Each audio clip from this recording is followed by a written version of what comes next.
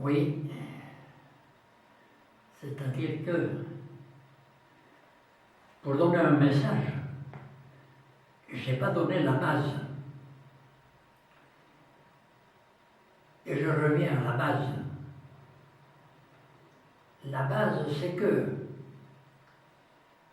la mer s'enfonce dans la terre basque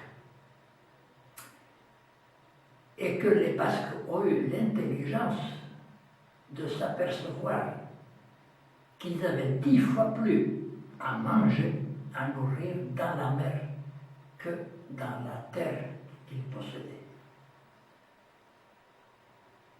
Et donc, sachant cela, eh bien, ils ont construit d'abord des caisses à eau, des barcasses après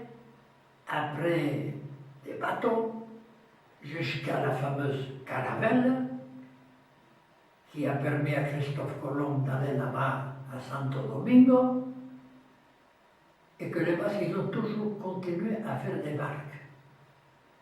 Donc, ils se sont nourris à côté, sur la plage, sardines, anchois, pival, saumon.